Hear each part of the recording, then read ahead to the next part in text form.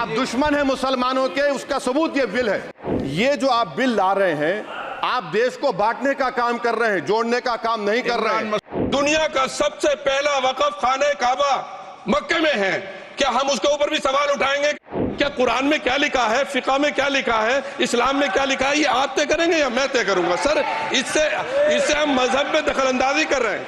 आप सर्वोच्च न्यायालय के आदेश के बावजूद इसको हटाना चाहते हो।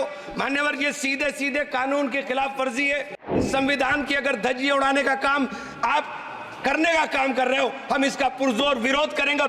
Thank you, sir. Sir, I have given a notice under Rule 72 to oppose the Waqf Amendment Bill. Sir, I oppose the introduction of the bill under Rule 72(2) on the grounds that this House does not have the competence to make these amendments. This bill patently violates the principles provided in Article 14, 15 and 25. Sir, it is both discriminatory, arbitrary. It is a grave attack on the basic structure of the Constitution as it violates the principle of judicial independence, separation of powers. Sir, one thing has to be understood, that the Waqf management of a property is an essential religious practice for a Muslim. By denying legal recognition to Waqf al-Awlad under Clause 4 and Waqf by user under Section 3(r)(1), government has sought to severely restrict how Muslims can manage their Waqf property. Sir, in fact, Hindu endowment boards, I challenge, Hindu endowment boards are recognized even by usage and custom. Here you are asking for documentation.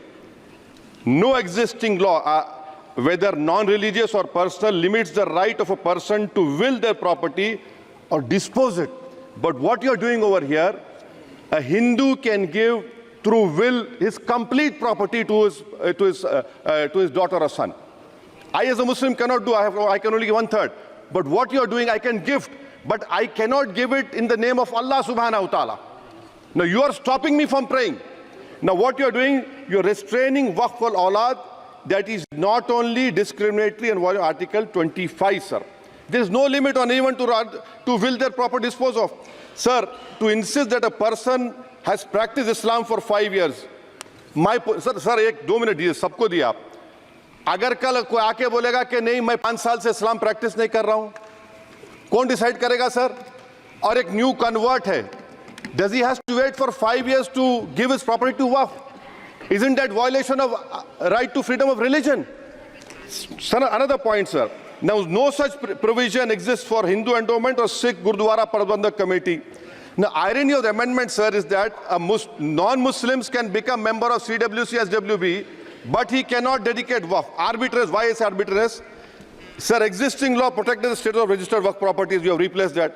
By empowering collector to determine title, you are violating principle of rights of justice, that one may not be a judge in their own cause. Section 61. If DM says to Mutawalli, make this masjid as a government property, if does not listen, punishable offence. This is against separation of powers, part of which is basic structure. This bill excludes tribunal decisions from being final. If collector has been replaced by tribunal, and who's going to sit in the tribunal? A retired government judge and a retired government employee. How can the nominee be a part of this composition, sir? In our... Okay. आप detail में बोल देना officer. Sir मैं खत्म कर रहा हूं. Secretary level officers can be appointed technical members. 83 states that joint secretary added tribunal.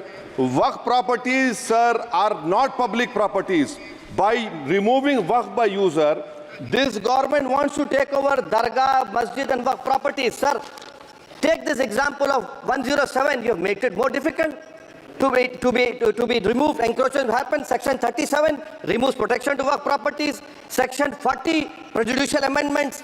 And the government is, sir, government बोल रही है. सर मैं खत्म कर रहा हूं सर, आधा मिनट. गवर्नमेंट कह रहे हैं कि हम महिलाओं को दे रहे हैं. मुझे यकीन है कि आप बिल्किस बानो को और ज़किया जाफरी को मेंबर बनाएंगे, मुझे यकीन है. मैं आपसे जानना चाह रहा हूं सर कि ये जो आप बिल ला रहे हैं, आप देश को बांटने का काम कर रहे हैं, जोड़ने का काम नहीं कर रहे हैं. आप दुश्मन हैं मुसलमानों के, उसका सबूत ये बिल है. मैं वाहिद आदमी हूं इस सदन में जिसमें 1 मैन कमेटी आपके द्वारा बनाई गई सरकार के, और मैं उसमें पेश हुआ 123 प्रॉपर्टी में. जस्टिस आर्यन ने जो रिपोर्ट पेश की, आज तक वक्फ बोर्ड को नहीं बताया गया, चूंकि वो आपकी मंशा के खिलाफ थी और गवर्नमेंट की मंशा के मुताबिक नहीं थी. 123 प्रॉपर्टी में जब मंशा के खिलाफ हमारे नहीं आई, मंशा के मुताबिक नहीं आई, तो हमने 2 मैन कमेटी बनाई और 2 मैन कमेटी ने भी कोई रिपोर्ट वक्फ बोर्ड को नहीं दी, जबकि वक्फ एक्ट जो है 1995 जो है वो पार्लियामेंट से पास शुदा है कि हम पार्लियामेंट के जो एहतराम है उसका नहीं कर रहे, उसके हुकूक का। इसी तरह से सर सूबाई हुकूमतों को इख्तियार दिया गया। सर हिंदू एंडोमेंट में जो कर्नाटका और तमिलनाडु में है वहां कोई मुस्लिम नहीं हो सकता, और 26 में आर्टिकल 26 का वायोलेशन है। 4 धाम में ये लिखा हुआ वाज़े तौर पर कि सिर्फ हिंदू होगा। बिहार उड़ीसा में भी यही लिखा हुआ है। पंजाब हरियाणा में गुरुद्वारा प्रबंधक कमेटी में सिर्फ सिख होगा ओनली, और ये उनका अधिकार है जिसको माना गया है। लेकिन मुस्लिम के साथ में यह अन्याय क्यों है? और सुन लीजिए सर मैं आपकी तवज्जो के चाहता हूं, दुनिया का सबसे पहला वक़फ़ खाने काबा मक्के में है। क्या हम उसके ऊपर भी सवाल उठाएंगे कि वहां पर भी हमारा कोई हिंदू भाई हो? हम अपने वकार को, अपनी इज्जत को, अपने मुल्क की, अपने शान को, अपने संविधान को खुद अपने पैरों तले रौंद रहे हैं।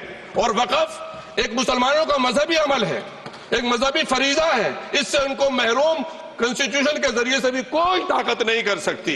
सर ये हम बहुत बड़ी गलती करने जा रहे हैं, जिसका खुमियाजा हमें अभी नहीं सदियों तक हम भुगतते रहेंगे, क्योंकि हम खुद अपने कॉन्स्टिट्यूशन को, संविधान को, उसकी पामाली कर रहे हैं। अगर हमें इस सिलसिले में, मैंने सर पूरा मैंने उसको मध्यम से पढ़ा है, और मैंने पूरी 40 तरामीम जो उसमें गलत है उसको लिखकर जो है वो मैं लेकर आया हूं। सर इसके जरिए से सरकारी अमले को बाज़ाब्ता तौर पर यह हक आखिर लोग कलेक्टर को दिया जा रहा है, सर्वे कमिश्नर के इख्तियारात खत्म किए जा रहे हैं। आखिर सर्वे कमिश्नर भी तो गवर्नमेंट ऑफ इंडिया का होता है। सर ऐसे कैसे कर सकते हैं हम? और फिर सर उसमें मेरे मजहब के मुतालिक चीजें हैं तो वो कैसे कोई दूसरा तय करेगा? क्या कुरान में क्या लिखा है, फिका में क्या लिखा है, इस्लाम में क्या लिखा है, ये आप तय करेंगे या मैं तय करूंगा? सर इससे हम मजहब में दखल अंदाजी कर रहे हैं, इंटरफेरेंस ऑफ द रिलीजन कर रहे हैं। सर इस तरह के कवानीन से मुल्क की साख को नुकसान पहुंचेगा।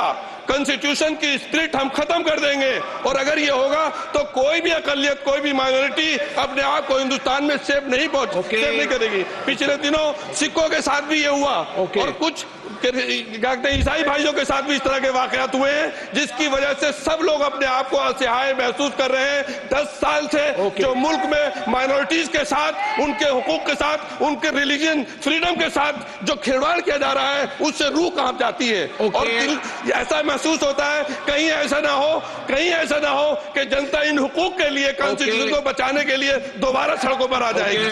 माननीय अध्यक्ष जी, मैं वक्फ संशोधन विधेयक 2024 को विरोध करता हूं। मान्यवर, हम लोग संविधान की कसम खा करके यहाँ आए और इस संविधान की धज्जियां इस विधेयक के अंदर उड़ाने का काम किया जा रहा है। आर्टिकल 15 के अंदर धर्म, नस्ल, जाति, लिंग, जन्म स्थान के आधार पर भेदभाव करने को, मान्यवर मैं आपकी हंसी को समझ रहा हूं, लेकिन ये बहुत गंभीर और महत्वपूर्ण विषय है। अभी हमारे माननीय सदस्य कह रहे थे कि मंदिर और मस्जिद के मसलों में फ़र्क नहीं कर पा रहे। मैं बताना चाहता हूं, वक्फ बोर्ड मस्जिदों का प्रबंधन करने का काम करता है। वक्फ बोर्ड के तहत ही मस्जिदें सारी की सारी आती हैं, और वक्फ बोर्ड की शक्तियों को आप ख़त्म कर करके डीएम राज ला करके उन तमाम प्रॉपर्टीज़ के ऊपर लगभग 8 लाख एकड़ प्रॉपर्टी पूरे देश के अंदर वक्फ बोर्ड के पास है। आप वक्फ बोर्ड की प्रॉपर्टियों को खुर्द-बुर्द कराने की जो साजिश लोग कर रहे हैं, उन साजिशों को बल देने का काम कर रहे हैं। साथ मैं आप माननीय अध्यक्ष जी आपसे कहना चाहता हूं कि आर्टिकल धारा 9 के तहत ये जो CWC संरचना में बदलाव किया गया है, मैं मान्यवर बताना चाहता हूं कि बंदोबस्ती प्रबंधन के अंदर जब दूसरे धर्म का व्यक्ति शामिल नहीं किया जा सकता, तो वक्फ बोर्ड के अंदर ये शर्त क्यों लगाने का काम किया जा रहा है? और आप अगर शर्त भी लगा रहे हैं तो मैं आपसे एक बात पूछना चाहता हूं कि जो कब्जे पर प्रॉपर्टी के ऊपर पूरे देश के अंदर वक्फ की प्रॉपर्टी के ऊपर कब्जे हुए हैं, उन कब्जों को कब्जा मुक्त करा करके अगर कानून लाते कि उनको कब्जा मुक्त करा के वहां पर हम लोग शिक्षण संस्थाएं चलाएंगे। जिस आदमी ने वक्फ की प्रॉपर्टी, वो प्रॉपर्टी इस नियत के साथ वक्फ की कि आने वाली नस्लों के अंदर राय खुदा के अंदर फलाह के काम किए जा सकते हैं, उन फलाई कामों के लिए ओके, अगर इन अध्यक्ष जी 2 मिनट के लिए 2 मिनट अभी नहीं, 1 मिनट दे दीजिए। 1 सेकंड भी नहीं। श्री जीएम बाल योगी, नहीं, श्री जीएम हरीश बाल योगी।